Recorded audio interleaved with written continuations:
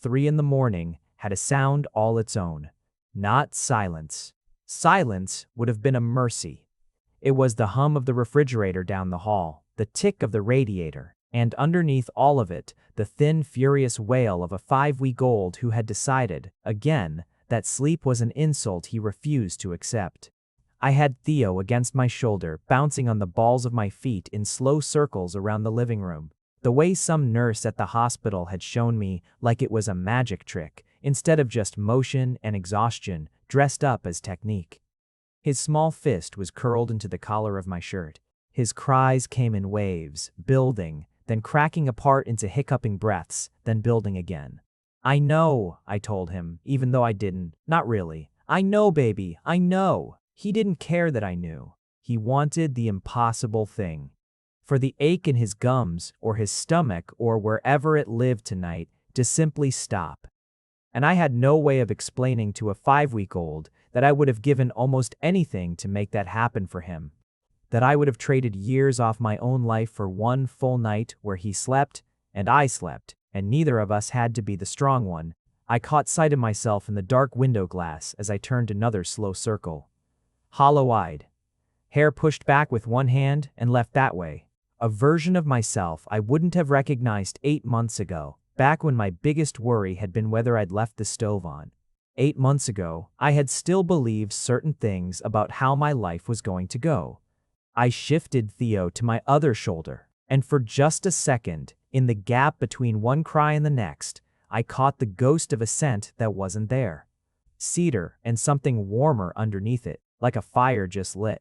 It happened sometimes, in the worst hours of the night, when my body was too tired to keep its own boundaries up. My mind would reach for a memory, like reaching for a railing in the dark. And it always reached for the same one. I pressed my lips to the top of Theo's head, to the soft dark hair that was already, unmistakably, not mine. "It's just us," I whispered, more to myself than to him. "It's always going to be just us. That's fine. That's okay." I had said it so many times by then that I'd almost convinced myself it didn't hurt to say it anymore. It would be 4 more days before I ran into the one person I had promised myself, on the worst night of my life, that I would never let myself see again. I hadn't been looking for an alpha when I met Austin Hickey. If anything, I'd been actively avoiding the whole idea of one. I was 24, 2 years out of school, working a job at a small architectural firm that paid just enough to keep my apartment and not enough to keep it warm in February. I had a system. I had friends. I had a life that didn't have room carved out for anyone else's scent glands or rut schedule or any of the complications that came standard with bonding to an alpha. Then it rained on a Thursday in March, and I ducked into a coffee shop 2 blocks from my office to wait it out, and there was exactly one open table. And a stranger was already sitting at it with his coat over the second chair, like he'd been saving it for someone who was running late. "Sorry," I said, already turning to find somewhere else to stand. "Didn't realize it was taken." "It's not." He moved the coat without looking up from whatever he was reading, like it was the most natural thing in the world to make room for someone he'd never met. "Sit. There's nowhere else, and you look like you're about to drown." I looked like I'd been wrung out and hung up to dry, was what I looked like, my jacket soaked through at the shoulders, my hair plastered down. I sat because the alternative was standing in the doorway dripping on tourists, and that was the entire reason, I told myself. Not the low, easy voice. Not the way he'd glanced up just once, just long enough to take me in, and then gone politely back to his book like he hadn't noticed the way my pulse had jumped. His name was Austin. He told me that much before I'd even gotten my coffee order in, like withholding it would have been rude. He didn't ask my designation, and he didn't volunteer his, which I noticed, because most alphas volunteered it inside of 30 seconds, usually before their name, like it was the only fact about themselves worth leading with. He just talked to me. About the rain, about the book, about an argument he'd apparently been having with himself for 2 days, regarding whether a particular building downtown was ugly on purpose or by accident. It took him 40 minutes to ask my name, and even then he asked it like an afterthought, like the conversation itself had mattered more than the formality of it. I gave it to him, Neil. He said it back once, testing the shape of it, and something about the way he said it made the back of my neck go warm, in a way that had nothing to do with the radiator behind me. We talked until the rain stopped, and then for 45 minutes after that, until the barista started stacking chairs around us with the particular passive aggression of someone who wanted to close. When we finally stood up, he held the door, and the air outside hit me, and underneath the wet pavement smell of the city after rain, there was him, cedar and wood smoke. And something underneath both of those that I didn't have a word for yet, but would spend the next 2 years learning by heart. I went home that night and told myself it had just been a coffee shop and a stranger, and 40 minutes of conversation, the kind of thing that happens to everyone and means nothing. He texted me 3 days later. I'd given him my number without quite deciding to. We met for dinner the following week, and somewhere between the appetizer and the part where he walked me to my door and didn't try to come inside, didn't even try to kiss me, just said goodnight, like he had all the time in the world and intended to use every bit of it on me. I understood that it had not in fact meant nothing. It took us 3 months to admit we were courting. It took us 6 to say the word relationship out loud. By the time a year had passed, I had a drawer at his apartment, and he had a key to mine, and neither of us had said the word mate yet, but it sat in every silence between us patient, waiting for its moment. He was not what I expected an alpha to be, which I would later understand was less about Austin being unusual and more about how little I'd actually known. He didn't posture. He didn't crowd me in public to stake some kind of claim other alphas could smell from across a room.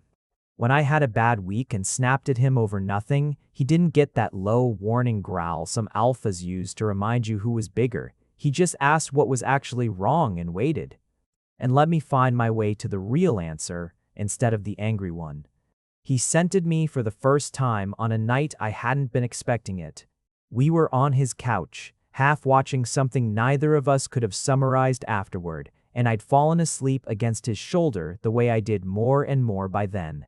I woke to him pressing his wrist, slow and careful, along the side of my throat, marking me the soft way, the way that meant please instead of mine. I should have minded. Every instinct I'd built up over 24 years of being careful told me to mind. I didn't mind at all. You can stop, I told him, only half awake, if you want to actually finish the movie. I don't want to stop, he said, and I felt the words against my hair more than heard them. I could do this for the rest of my life and call it a good one. I believed him. That was the thing I would come back to, later, in the worst of it. I had believed him completely, and I still wasn't sure, even now, that I'd been wrong to. The bad part of the story didn't arrive all at once. It arrived the way weather arrives, a pressure change you feel in your joints before you ever see the clouds. It started with Austin canceling things. Small things, at first. A dinner pushed back an hour, then a whole evening lost to a phone call he wouldn't talk about afterward except to say it was business, family business, nothing for me to worry about. He started coming to my apartment with his shoulders up around his ears, like he was bracing for something, even when nothing was happening. He'd hold me too tightly some nights, longer than the moment called for, like he was trying to memorize the feeling of my arms instead of just enjoying it.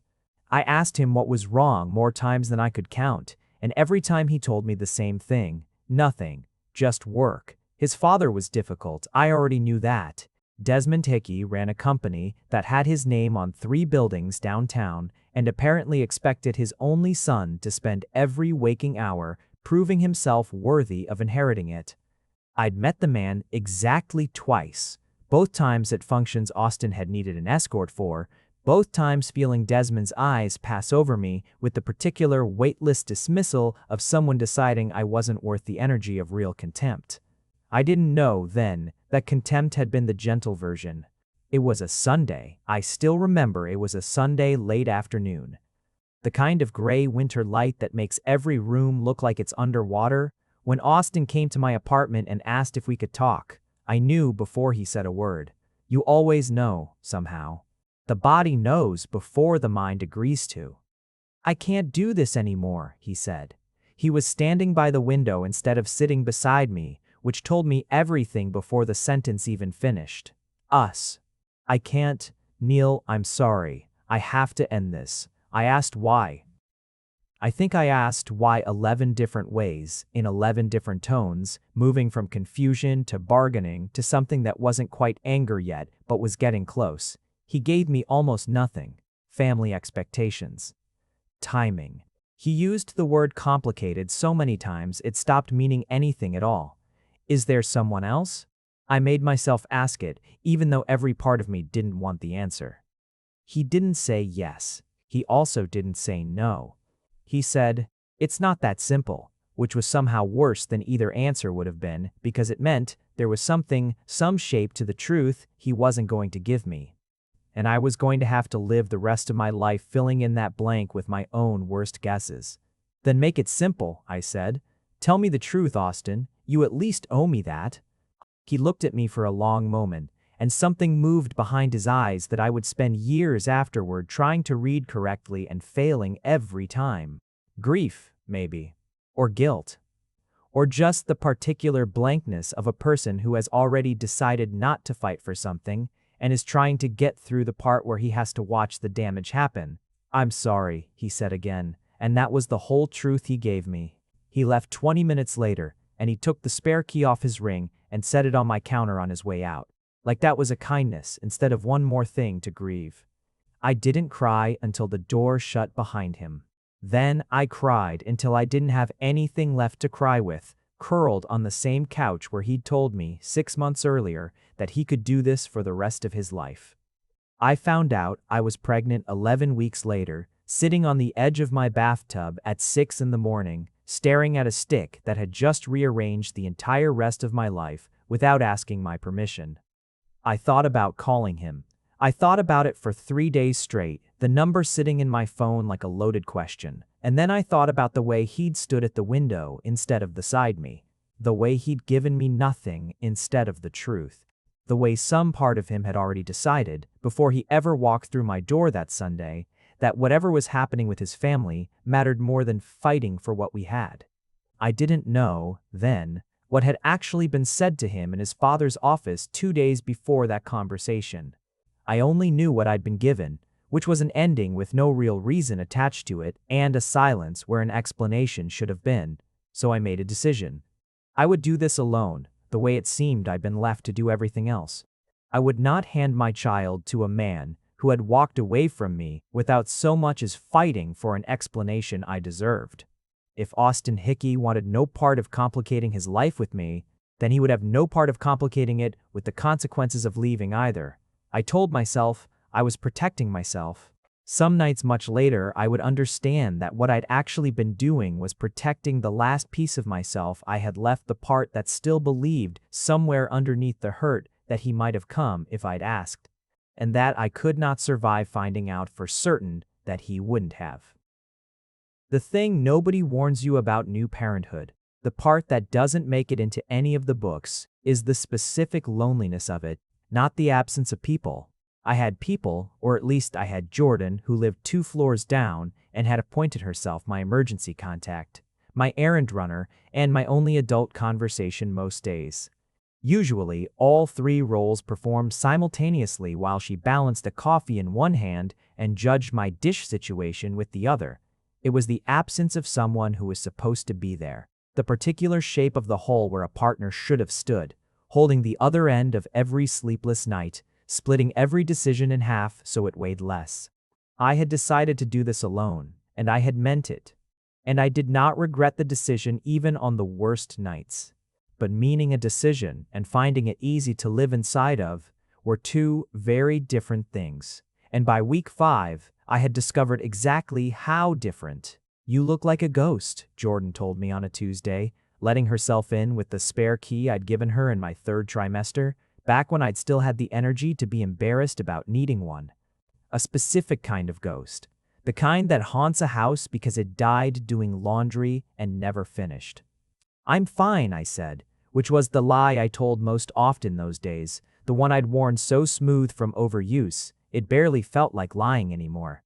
"You're not fine, you're upright, and those aren't the same thing." She took Theo out of my arms without asking, which was the entire reason I loved her, and settled him against her shoulder with the easy confidence of someone who'd babysat half the building at some point. "Go shower." Sleep for 20 minutes if your body lets you. I've got him. I showered. I did not sleep, because my body had apparently forgotten how, but I stood under hot water for longer than I'd allowed myself in weeks and let it do what it could. When I came out, Jordan was on the couch, Theo asleep on her chest, and she looked up at me with the kind of careful expression that meant she was about to say something I wasn't going to want to hear. "You ever going to tell me who the father is?" I'd been waiting for this question since the day I told her I was pregnant. She'd let it go longer than I'd expected, which I understood now had been a kindness, not an oversight. "No," I said. "Does he know?" "No." She didn't push, not exactly, but she looked at me for a long moment with an expression that wasn't judgment, just worry wearing judgment's coat. "Okay," she finally said. "Just, you know that's allowed to change, right? Whatever you decided when you were 8 months pregnant and furious doesn't have to be the rule forever. People change their minds. That's not weakness, that's just being a person." "I know," I said, and I did know it. In the abstract, the way you know a fact about a country you've never visited. I just didn't know how to apply it to the actual geography of my own life, where every road I could imagine leading back to Austin Hickey ended in the same memory, him at the window giving me nothing, while I stood there and begged for a reason. I changed the subject. Jordan let me because she was a good friend, and we spent the rest of the afternoon doing the small ordinary things that made up the architecture of my days now: bottles laundry. The particular Tetris of trying to shower and eat and answer 2 work emails inside the same 40-minute nap window, because the firm had been generous enough to let me go part-time and remote. And I was not about to waste that generosity by falling behind. It was 4 days after that conversation that I ran out of the specific brand of formula that didn't turn Theo's stomach into a battlefield on a night when Jordan was out of town visiting her sister, which meant it was just me and a crying baby and an empty container, and the kind of decision that exhaustion makes feel much bigger than it actually is. I could wait until morning, I could call someone, or I could bundle Theo into the carrier throw on the first coat within reach and walk the 4 blocks to the all-night pharmacy myself because some stubborn, worn-down part of me still believed I should be able to handle things like this without asking anyone for help.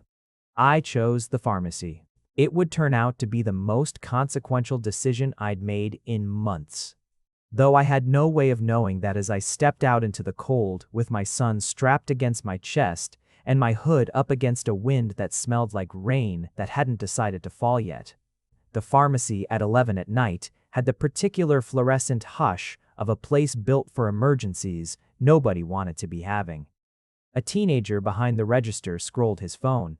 An older woman compared 2 brands of cough syrup with the focus of someone defusing a bomb. I went straight for the formula aisle, Theo fussing softly against my chest, one small fist working its way free of the carrier to wave at nothing. "Almost there," I murmured to him, scanning shelves that had been rearranged since the last time I'd come, because apparently even pharmacies conspired against tired parents. "Almost there, I promise." I turned the corner into the next aisle, still looking up at the shelf instead of where I was walking, and collided, fully and without warning, with another person coming the opposite way. A bag of something hit the floor.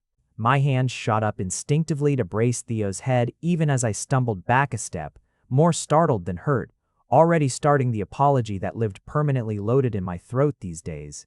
"Sorry, so sorry, wasn't looking," and then the scent hit me before the words did. Cedar and wood smoke, and underneath both of those, that third unnamed thing I had spent 2 years memorizing and the 8 months since trying, without success, to forget. I looked up. Austin Hickey stood in front of me in the medicine aisle of an all-night pharmacy, wearing a coat I didn't recognize and an expression I would replay for weeks afterward, trying to decode shock, yes. Raw and unguarded in a way I'd never once seen on him in 2 years together. But underneath the shock, something else moving fast, something that looked almost like relief before he caught it and shut it down. "Neil." My name in his voice did something to my chest that I had spent 8 months building careful walls against, and every single one of them came down at once, instant and total, like they'd never been load-bearing at all. I didn't say anything. I couldn't. My whole body had gone very still, the way it used to in the woods as a kid when you spotted something large and unpredictable, and your every instinct said, "Don't move, don't breathe. Wait for it to decide what happens next." His eyes had already left my face. They dropped, the way anyone's eyes would, to the small bundle strapped against my chest, the soft cap covering dark hair, the one tiny fist still waving in the fluorescent light. I watched it happen in real time, watched him do the math, watched his nostrils flare just slightly as something in him that had nothing to do with logic and everything to do with instinct caught a scent that didn't belong to a stranger's child. 8 months. The timeline lived in his face for exactly as long as it took him to calculate it, and then his eyes came back up to mine, wide and stunned, and asking a question he didn't have the words for yet. "Neil," he said again, and this time my name came out of him like something breaking. "Is he?" I found my feet before I found my voice. I stepped back, one hand instinctively curving around the back of Theo's head, the other reaching to steady the basket I'd somehow still been holding through all of it. "I have to go," I said. My voice came out steadier than I felt, which was the only mercy I got that night. "I'm sorry, I have to go." "Neil, wait." I didn't wait. I turned and walked fast, formula forgotten somewhere on a shelf, 2 aisles back out past the register and the teenager and the cough syrup woman out into the cold. My heart going so hard I could feel it in my throat. Theo startled awake by the sudden motion and beginning, predictably, inevitably, to cry. I didn't look back to see if Austin had followed. I walked the 4 blocks home faster than I'd walked anywhere in months, bouncing Theo against my chest the whole way, murmuring nonsense to him that was really meant for myself. It's okay, we're okay, and didn't stop shaking until I was inside my apartment with the door locked and my back pressed against it, sliding slowly down to the floor while my son screamed in my arms and I let myself, finally, scream a little too on the inside where it was safe. I didn't sleep that night, not that there was much sleeping to be done regardless. I sat up with Theo on the couch long after he'd settled, watching the ceiling, replaying those 45 seconds in the pharmacy from every possible angle, trying to understand what I'd seen on Austin's face and failing every single time. By morning, I had built myself a plan, the way I'd built myself a plan 8 months earlier on the edge of my bathtub. I would not see him again. The city was big enough. I would change pharmacies, alter my routes, ask Jordan to do the late-night errands if it ever came to that again. I had survived 8 months without him. I could survive the rest of a lifetime the same way, one ordinary day stacked carefully on top of the last. The plan lasted exactly until 10 in the morning when my buzzer rang. I almost didn't answer it. I was mid-feeding. Theo latched onto a bottle with the single-minded fury he brought to all things food-related, and the buzzer was an intrusion I genuinely considered ignoring. But it rang again, and then a third time, with the particular persistence of someone who had decided not to leave, and some instinct in me, call it dread, call it certainty, already knew who was standing on the other side of that door before I crossed the room to check. I looked through the peephole anyway, as if confirming it would change anything. Austin stood on my front step in the same coat from the night before, looking like he hadn't slept either. His hands were jammed in his pockets. His shoulders were up around his ears the way they used to get in the worst of those final weeks, and for one disorienting moment, I was thrown straight back 2 years. To every version of him I'd loved, standing on every threshold he'd ever crossed into my life. I almost didn't open the door. I want that on the record somewhere, even if only to myself. I almost didn't. But Theo made a small sound against my shoulder, milk, drunk and drowsy, and something in me thought about all the questions this man was going to keep asking until he got answers one way or another, and decided it was better to have this conversation on my own terms in my own home with my child safe in my arms than to keep running and have it find me anyway somewhere worse. On someone else's terms instead. I opened the door. Neither of us said anything for a long moment. He stood on the step, and I stood in the doorway with Theo against my chest, and the morning light did something unkind to both of us. showing every line exhaustion had carved into his face to match the ones I knew lived in mine. "Can I come in?" he said. And it wasn't really a question, not in the way his voice shaped it, more a plea dressed up as politeness. I should have said no. I thought about saying no for exactly as long as it took to register the look in his eyes, raw and pleading in a way I had genuinely never seen on him before, not once in 2 years, not even at the end. 5 minutes, I said, and stepped back to let him through. He moved into my living room like a man walking into a place he both desperately wanted to be and had no right to. His eyes went immediately to Theo, then, with visible effort, away, like he was forcing himself to give me the courtesy of starting somewhere else. "I went back to the pharmacy after you left," he said. "I bought the formula. The brand you had in your basket. I don't know why I did that. I think some part of me thought if I had it, I'd have a reason to find you again, and then I realized I already had your address because I never." He stopped himself, jaw working, like he'd said more than he meant to. "You have my address," I repeated carefully, "because?" He was quiet for a second too long. "Because I never stopped checking," he said finally. "I know how that sounds. I wasn't following you, Neil. I swear to you I wasn't. I just needed to know you were okay. I'd ask a mutual friend every few months, just whether you were doing fine. That's all I let myself do." I set Theo gently into the bassinet by the couch, more to give my hands something to do than because he needed moving, and turned to face Austin fully for the first time since he'd walked in. "You left," I said. The words came out flatter than I expected, worn smooth by 8 months of saying them only to myself. "You stood at that window, and you told me you couldn't do this anymore, and you gave me nothing, Austin, no reason, no explanation. You let me beg you for the truth, and you gave me, it's complicated, like that was an answer I could live inside of." "I know." "You don't get to know," I said, and now something hot was climbing up the back of my throat, 8 months of careful composure cracking all at once. "You don't get to walk in here and say, 'I know,' like it makes any of it smaller. I built a whole life around the hole you left, Austin. I had a baby alone." I had him alone, in a hospital room, with Jordan holding my hand because the person who should have been there had decided I wasn't worth a real explanation. I was being blackmailed. The word landed in the room and stopped everything, my anger included, dead in its tracks. "What?" He dragged a hand down his face, and when he looked at me again, there was something old and exhausted in his eyes that I hadn't let myself see the night before, too busy running. "My father found out about you," he said. "Not just that we were together, he found out I'd taken you to dinner with the Callaways, that I'd introduced you as someone who mattered.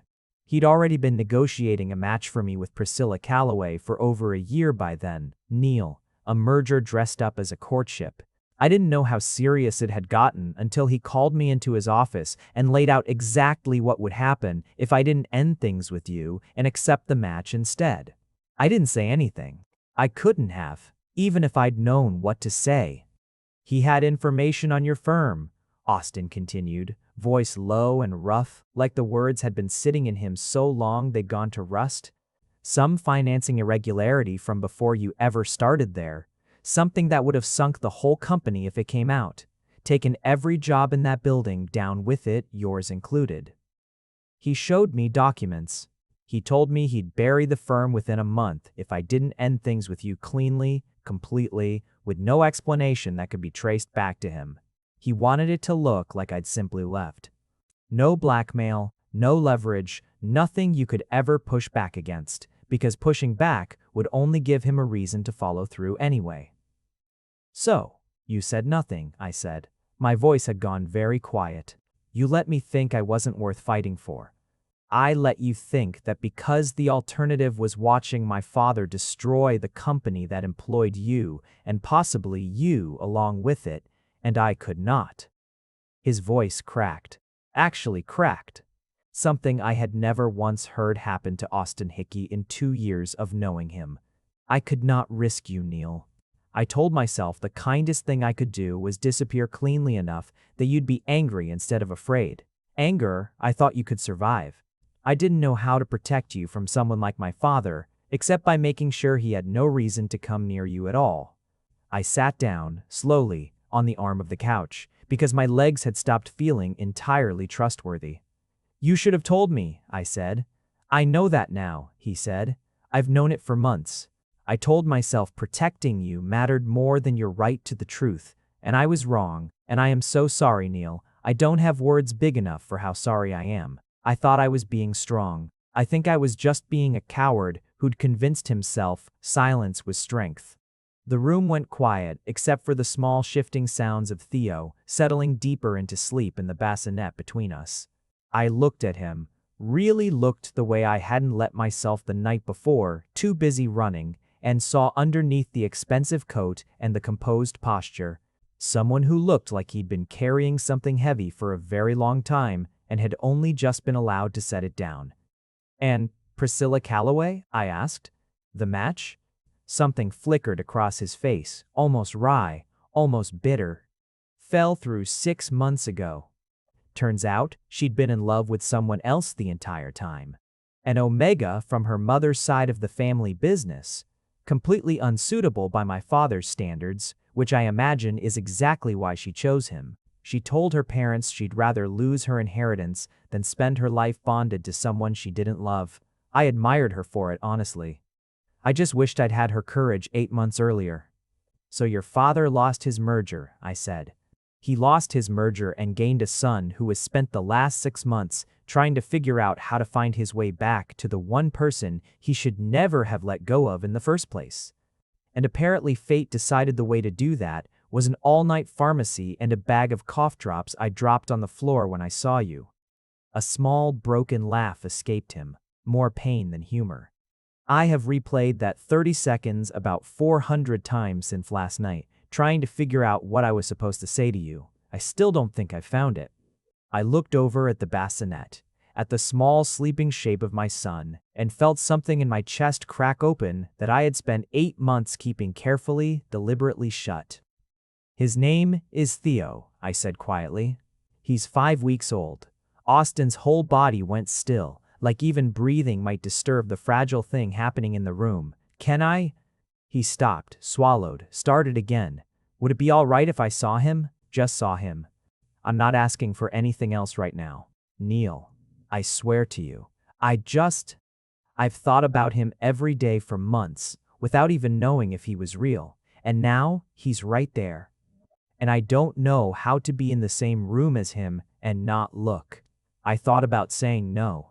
I had every right to say no, and some hardened, protective part of me wanted to. Wanted to make him work for every inch of access the way I'd had to work for every hour of sleep since Theo was born. But I looked at Austin's face, at the rawness in it. The same rawness I remembered from 2 years of watching him be honest with me about things that scared him, and I understood that whatever else was true, this was not performance. This was a man looking for the first time at the shape of everything he had nearly lost without ever knowing it existed. Carefully, I said, he just went down. Austin crossed the room like the floor might give way beneath him, and knelt slowly beside the bassinet and looked down at our son with an expression I had no name for. Something between wonder and grief, and a tenderness so complete it made my own throat tighten just to witness it. Hi, he whispered, so quietly it was barely sound at all. Hi, Theo, I'm sorry I'm so late. I had to look away. Some things were too much to watch happen and stay standing at the same time. He didn't ask to come back the next day. He asked, instead, before he left that morning, whether it would be all right if he checked in. Not pushed, not demanded, just checked. The way you'd check on something fragile you were terrified of breaking by handling wrong. I told him he could text. I didn't promise to answer fast, and I didn't promise to answer warm, and to his credit, he didn't push for either.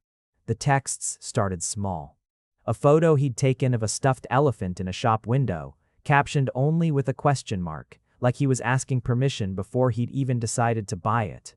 A link to an article about infant sleep schedules that he'd clearly fallen down a rabbit hole reading at 2 in the morning, based on the timestamp. Nothing demanding, Nothing that asked more of me than a one-word reply, if I wanted to give one, which some nights I did and some nights I didn't, and he never once made me feel guilty for the nights I didn't. It was Jordan, 2 weeks later, elbow deep in my dishes while I tried to coax Theo into a nap, who finally said the thing I'd been avoiding saying to myself. "You're different since the pharmacy thing," she said, not looking up from the sink. "Not bad different, just lighter somehow, even with all the obvious reasons you should be more tired than ever." "I don't know what you mean." "You know exactly what I mean." She dried her hands and turned to face me, arms crossed, the particular look on her face that meant she'd been holding something in for a while and had decided it was time to let it out. "Neil, I've watched you carry this alone for 8 months and pretend it was fine. I've watched you flinch every time someone asked about Theo's father, like the question itself might hurt you. And in the last 2 weeks, I have watched you smile at your phone 4 separate times and then pretend you weren't smiling when you caught me looking. So don't tell me you don't know what I mean." I didn't have a good answer for that, so I didn't try to give her one. "I'm scared," I admitted instead, which was closer to the truth than anything I'd said out loud in weeks. He explained everything, Jordan. The blackmail, his father, all of it. And I believe him. God help me, I actually believe him. But believing the explanation doesn't undo 8 months of doing this by myself. It doesn't undo the fear that if I let him back in and it goes wrong again, I won't just be protecting myself this time. I'll be protecting Theo too. Jordan came and sat beside me, her hand finding mine the way it had so many times over the past months, steady and unglamorous and exactly what I needed. "Nobody's asking you to hand him your whole heart on day 14, she said. "But you also don't have to keep the door locked just because it got slammed on you once. Those are 2 different things, Neil. Caution isn't the same as a wall. You're allowed to let him close enough to prove himself without promising him anything yet." I thought about that for a long time after she left. I thought about it that night, rocking Theo in the dark, the way I'd thought about so many things in that particular room over the past 8 months. And somewhere in the small hours, listening to my son's breathing even out against my shoulder, I made a decision that felt less like forgiveness and more like an experiment, a careful, guarded, slowly opened door. I texted Austin back, for the first time, with more than one word. "You can come by Saturday, if you want, just to see him. We'll figure the rest out as we go." His reply came back almost instantly, like he'd been holding his phone the entire time, waiting. "Thank you, I won't waste it." He didn't waste it. That was the thing I came to understand over the following weeks, watching him show up Saturday after Saturday, and then Saturdays and Wednesdays, and then eventually, more days than not. He treated every single visit like something he had to earn, never like something owed to him. He learned things the hard way, the way every new parent does. Except he was learning them 8 weeks late and visibly aware of it. He held Theo's head wrong the first time and corrected himself before I even had to say anything, some instinct in him snapping into place the moment he realized what he'd done. He brought the wrong size diapers twice before he started actually checking the package instead of guessing. He sat through 2 genuinely catastrophic diaper changes without complaint, which I privately considered the single most convincing piece of evidence yet that his intentions were real, because nobody fakes their way through that kind of mess for show. What struck me most, though, wasn't the competence he was slowly building. It was the way he looked at Theo when he thought I wasn't watching. The unguarded wonder of it, like he still hadn't quite let himself believe this small, furious, beautiful person was real and his and here. "He has your stubbornness," Austin told me one evening in April. Theo wailing in his arms over some perceived injustice involving a bottle that had been 3 degrees too warm. "I can already tell. He's going to be impossible, and I'm going to love every second of it. Die." "He has your jaw," I said, watching them from the kitchen doorway, something warm and dangerous unfolding in my chest that I wasn't ready to name yet. "God help us all when he's a teenager." Austin laughed, actually laughed, the first time I'd heard it since the pharmacy, low and surprised, like the sound had caught him off guard as much as it had me.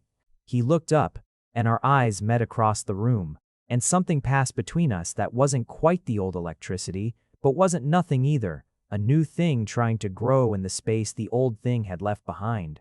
He didn't push it. That was the part that undid me, slowly, over weeks. He never once tried to push past wherever I'd drawn the line that day. He'd catch himself reaching for my hand and stop. He'd start to say something that sounded like it was heading toward, "I miss you," and redirect it, every time, into something safer, something about Theo, something that didn't ask anything of me I wasn't ready to give. It was a Wednesday in May. Theo finally down for the night after an evening that had tested every ounce of patience either of us had. When I found Austin in my kitchen washing bottles he didn't have to wash. His sleeves pushed up his shoulders, less tense than I'd seen them in months. "You don't have to do that," I said, leaning in the doorway. "I know." He didn't stop. "I want to." I watched him for a moment. The easy domestic competence of it. Water running over his hands. His focus entirely on the small mundane task in front of him, like it mattered. Like everything about this life mattered to him in a way I was only just beginning to fully believe. "Austin." He turned the water off and looked at me, and something in my voice must have told him this wasn't a small question, because his whole posture changed, attentive in a way that had nothing to do with politeness. "Why are you really doing all this?" I asked. "The bottles? The Saturdays? Showing up every time I text, and most times I don't. You could have given me money. You could have set up some arrangement where you saw him twice a month and called it good and went back to your life. Why are you doing this?" He dried his hands slowly, like he was buying himself time to find the right words, and when he finally spoke, his voice was quiet and entirely without performance. "Because I spent 8 months thinking I'd lost the only thing in my life that ever felt like it actually mattered," he said. "And then I walked into a pharmacy and found out I hadn't just lost you, I'd lost a son. I never knew I had two, every single day of his life up until that point gone. And I can't get those back, Neil, I know that. But I am not going to lose one more day of whatever's left if you'll let me stay. I'm not doing this for him instead of you. I'm doing it because somewhere in the middle of learning how to hold my own son for the first time, I realized I never stopped loving his father, not for one single day. Even when I thought I'd never see either of you again." The kitchen went very quiet. Somewhere down the hall, Theo made a small sleeping sound and settled. "I'm scared," I said again, the same admission I'd made to Jordan weeks earlier, except this time I was saying it to the person it actually concerned. "I'm scared that if I let myself believe this and it falls apart again, I won't survive it the way I survived the last time. I had Theo to hold on to last time. If this breaks now, I'll have him to hold on to, and I'll have lost you twice, and I don't know how a person does that and stays standing." Austin crossed the kitchen, slow and careful, the way he'd crossed the room toward the bassinet that first morning, like he was approaching something he was terrified of breaking. "Then let me prove it the slow way," he said. "Not with declarations, not with anything you have to take on faith. Let me just keep showing up, Saturday after Saturday, bottle after bottle, until showing up is the only evidence either of us needs. I'm not asking you to trust me today. I'm asking you to let me keep earning it for as long as it takes." I looked up at him, this man I had loved and lost and was, against every careful instinct I'd built over 8 months, slowly finding my way back toward, and felt something in my chest, finally, quietly, settle. "Okay," I said. It wasn't a promise. It wasn't forgiveness, not all the way, not yet. But it was a door, opened a little wider than it had been the day before, and for the first time since the pharmacy, that felt like enough. There was a night, near the end of that same May, when Theo ran a fever for the first time, and I learned exactly how much had changed without either of us announcing it out loud. It started small, a little warmer than usual at the evening feeding, a little fussier than the ordinary fussiness I'd long since learned to read like weather. By 9, it had climbed high enough that my hands were shaking too badly to manage the thermometer on the first 2 tries, and by 9:15, I had texted Austin a single line, "Fever scared. Can you come?" and barely set the phone down before my buzzer rang like he'd been standing outside already waiting for an excuse. He didn't ask questions when I let him in. He took one look at my face and went straight to the bathroom cabinet, pulling out the infant fever medicine like he'd memorized its location weeks ago, which, I realized with a small jolt, he probably had. "Talk to me," he said, measuring the dose with hands far steadier than mine had managed. "What's the number? When did it start? Has he eaten?"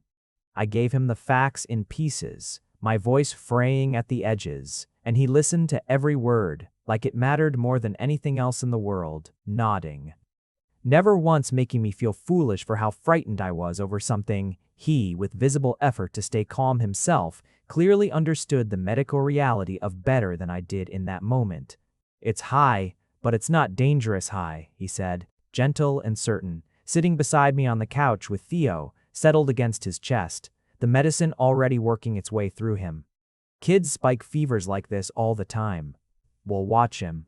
We'll call the pediatrician's after-hours line if it climbs another degree. But Neil, look at me, you're doing everything right." I hadn't realized how badly I needed someone to say that to me until he said it, and something in my chest gave way all at once, 2 months of guarded composure cracking under the weight of one frightened night. I cried, finally, properly, for the first time since the pharmacy, and Austin didn't try to fix it or rush me out of it.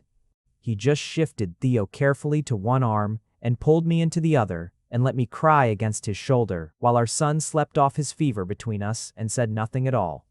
Because there was nothing that needed saying. We stayed like that for a long time. The fever broke a little after midnight and Theo slept soundly the rest of the night, but Austin didn't leave. He stayed on the couch, Theo on his chest, and when I came out at 2 to check on them both, unable to fully trust the quiet, I found him awake too, watching our son breathe.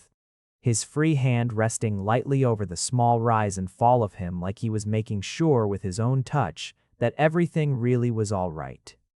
"You don't have to stay up," I whispered. "I know," he said, not looking away from Theo. "I want to."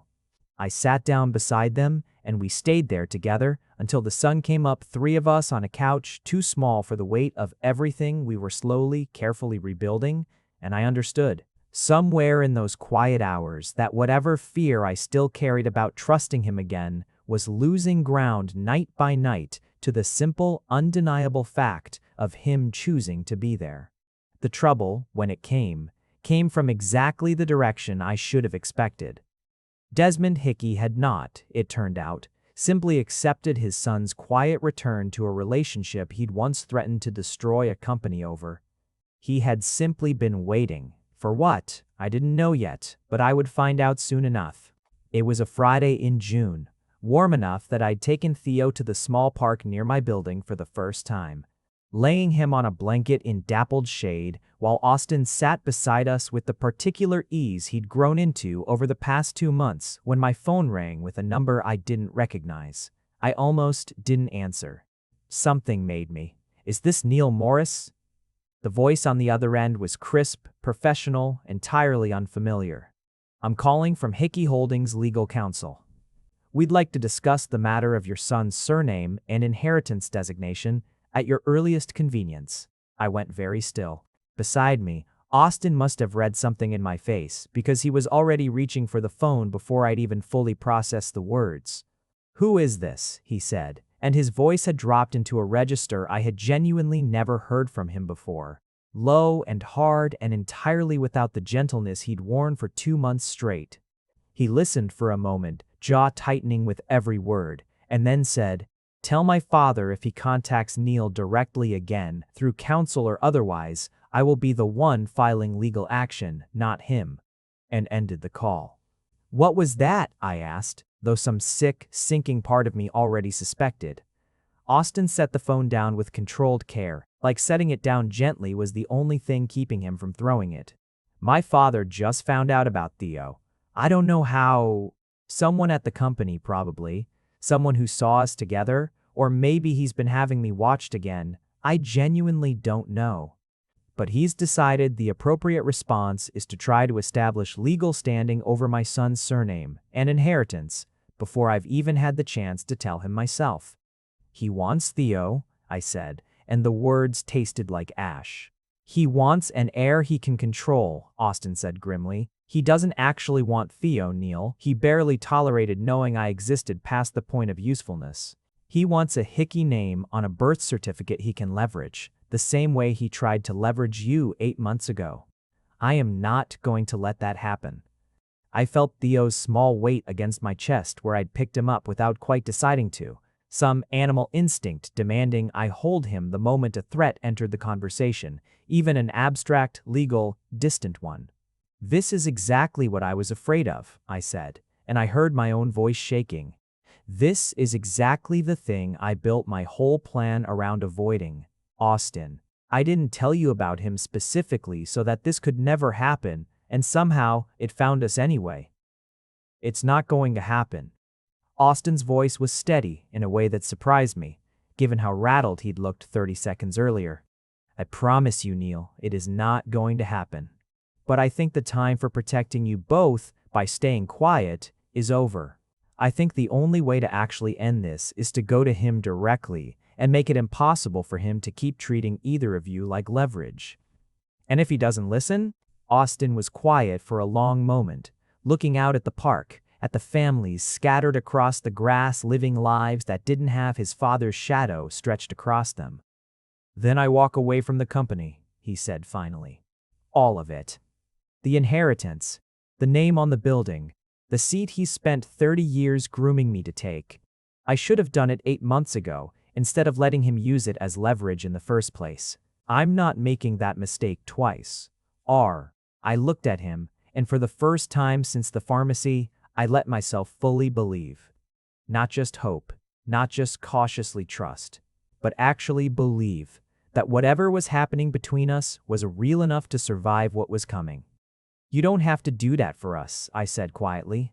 I'm not doing it for you, he said, turning to meet my eyes, something fierce and settled in his expression that I recognized from the very first conversation we'd ever had 2 years and a lifetime ago, in a coffee shop in the rain. I'm doing it for me. I am done letting that man decide who I'm allowed to love and what it costs me. I should have understood that 8 months ago. I understand it now. The meeting happened 4 days later in Desmond Hickey's office on the 40th floor of a building with his own name carved over the entrance, and I was there for it because Austin had asked me to be. And because some part of me needed to look this man in the eye for myself, after 2 years of letting him exist only as a shadow at the edge of my life. Desmond Hickey was smaller than I remembered, or maybe I'd simply grown larger in the years since I'd last stood in front of him, no longer the uncertain 24-year-old he'd dismissed with a glance at some charity dinner. He looked at me when we walked in with the same flat assessment I remembered, and then his eyes moved past me to Austin, and something in his expression sharpened. I see you've brought company, he said, along with, I understand, a grandson I was not informed of. You were informed, Austin said, because the last time you found out I cared about someone, you blackmailed me into destroying his life to protect a business merger. I wasn't about to give you a second opportunity. Desmond's jaw tightened, the only crack in an otherwise composed expression. I did what was necessary to protect this family's interests. You did what was necessary to protect your control over me, Austin said, and his voice didn't rise, didn't waver, just stayed level and certain in a way I had never once heard him speak to his father. I let you do it once. I let you convince me that loving someone meant putting him in danger, that the kindest thing I could do for Neil was disappear and let him hate me instead of telling him the truth. I have spent 8 months understanding exactly how badly I failed both of them by believing you. I am not failing them again. And what exactly do you intend to do? Desmond said. Walk away from everything I've built. If that's what it takes, Austin said. Yes, I've already had the paperwork drawn up. You can have the company, the buildings, all of it. I don't want any part of an inheritance that comes with strings attached to my son's name and my partner's safety. I'll build something else, something that isn't yours to threaten. The office went very quiet. I watched something shift in Desmond Hickey's face. Not softening, not exactly, but a recalculation, the look of a man realizing the leverage he'd relied on for 30 years had simply stopped working. "You'd really give it all up," Desmond said slowly, "for him." "I'd give it up for both of them," Austin said, "and I'd do it again tomorrow if you made me choose twice. So make your decision, father. Either you accept that Theo Morris is my son regardless of what name ends up on his birth certificate and that Neil is the partner I intend to spend the rest of my life with, or you lose your only heir entirely today in this office, and you can explain to the board exactly why." I had never, in 2 years of knowing him, seen Austin look more certain of anything. I had also never seen Desmond Hickey look less certain of anything. The calculation in his eyes shifting visibly as he weighed 30 years of careful control against the very real possibility of losing all of it in a single afternoon. "This is not how I intended this conversation to go," Desmond finally said, and something in his voice had gone, if not warm, at least less sharp. "I didn't think it would be," Austin said, "but it's how it's going regardless." The silence stretched long enough that I genuinely didn't know which way it would break. And then Desmond Hickey, looking older than I'd ever seen him look, sat back in his chair and said, with visible effort, "I will withdraw the legal inquiry. I have no interest in losing my son over a surname." It wasn't an apology, it wasn't warmth, and it wasn't the kind of acceptance that meant Sunday dinners and easy holidays. But it was a retreat, real and immediate, and beside me, I felt Austin's whole body release a tension I hadn't fully understood he'd been carrying until it left him all at once. "Good," Austin said. "Then we're done here." We left the office without another word and didn't speak again until we were outside standing on the sidewalk in front of a building with his name on it. The late afternoon sun doing something gentle to the hard lines of the architecture above us. "You really would have given it up," I said. "All of it." "I already had," Austin said. "The moment I decided to walk in there with you, instead of without you, I'd already decided what mattered more. The paperwork was just making it official."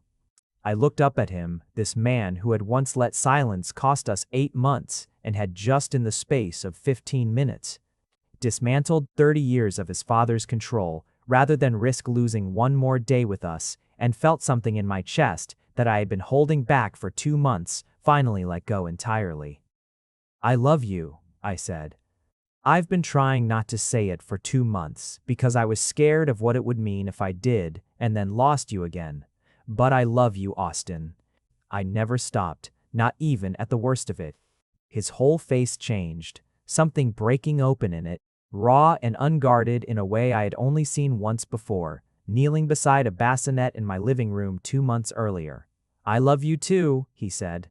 "I have loved you every single day since the rain, Neil. Every day I was gone, and every day since I found you again, and I am never going to let silence cost us anything again. I promise you that. Whatever comes, you'll have the truth from me, every time, no matter how hard it is to give." He kissed me then on a sidewalk outside a building that no longer held the same power over either of us. Slow and certain 2 years and 8 months, and one impossible reunion folded into it. And somewhere 4 blocks away, in an apartment that had felt for so long like the loneliest place in the world. Jordan was watching our son and waiting to hear how it had gone, and I understood. Standing there in the last of the afternoon light, that I finally had an answer worth bringing home to her. We didn't rush the rest of it. That was something we'd both learned in our own ways over the hardest year of our lives, that the things worth having were worth building slowly with honesty instead of urgency, with truth instead of silence standing in every gap between us. Austin moved into the apartment 2 buildings down from mine in July, not into mine, not yet. Both of us agreeing without much discussion that there was a difference between healing toward each other and rushing past the healing entirely. We took it slow enough that it felt sturdy. We took it slow enough that when he finally did ask, on a warm evening in September with Theo asleep between us on a blanket in the same park where the legal call had come in 3 months earlier, whether I would let him scent mark me again properly, the way he had that very first time on his couch 2.5 years before this, I said yes, without a single moment of hesitation. He pressed his wrist to my throat, slow and careful, exactly the way I remembered, exactly the way I had dreamed about more nights than I would ever fully admit to him. And this time when he murmured against my hair that he could do this for the rest of his life and call it a good one, I believed him completely, with nothing held back. Nothing braced against, because he had already proven it, not with words this time, but with 8 months of showing up, of choosing the truth over silence, of choosing us over everything his father had ever offered him instead. Theo turned one the following spring in a backyard full of people who had become slowly and without either of us quite planning it, a real family. Jordan loud and laughing, helping him blow out a single candle shaped like the number 1, Austin's mother, who, it turned out, had never agreed with her husband's interference and had simply never been told there was anything to interfere with until it was already resolved. Holding her grandson with the particular fierce tenderness of someone making up for lost time, even Desmond standing slightly apart at the edge of the gathering, awkward and uncertain in a way I never expected to see from him. But there, which was more than I'd ever thought we'd get, and which Austin had told me quietly the night before was enough, not forgiveness exactly, but a door left open, the same kind of door I had once, cautiously left open for his son. That night, after the guests had gone, and Theo was finally, blessedly asleep, Austin found me on the back step with 2 cups of tea I'd forgotten to drink, both gone cold in the evening air. "Do you ever think about it?" he asked, sitting down beside me. "The pharmacy? How close it came to never happening at all." I thought about that night more often than I let on. The formula I'd never bought, the 4 blocks I'd walked alone in the cold. The way the whole rest of my life had pivoted on a single wrong turn down the wrong aisle at exactly the right time. All the time, I admitted. I think about how easily it could have gone differently. Different pharmacy, different night. I could have sent Jordan instead. There were 100 ways that night could have gone that never put us in the same aisle at all. "And yet," Austin said, taking my hand, lacing our fingers together with the easy familiarity of 2 years and a lifetime of practice, "here we are anyway." "Here we are anyway," I agreed. I leaned into him, the warmth of his shoulder familiar now, in a way that no longer ached with the memory of losing it, and looked out at the small yard where our son had just turned 1, where a single candle had burned down to nothing, while everyone who loved him sang slightly off-key and understood finally and completely that I had not simply survived being left alone with a newborn. I had built out of that loneliness something neither of us could have planned for, and both of us would spend the rest of our lives grateful for. A family hard-won and honestly earned, standing on the other side of every silence that had once nearly cost us everything. Austin pressed a kiss to my temple, unhurried, the way he did everything now, like we finally, truly, had all the time in the world. "I love you," he said, the words no longer carrying any fear behind them, just certainty, soft and steady as the evening settling in around us. "I love you too," I said, and for the first time in longer than I could remember, the words felt like nothing but the simple, settled truth. If you made it to the end, you're my kind of person. Leave a subscribe, comment down your favorite part of the story, and if you want early access to videos, exclusive content, or just want to support the channel, hit that join button right below the video. Even 1 member genuinely means the world to me. See you in the next one.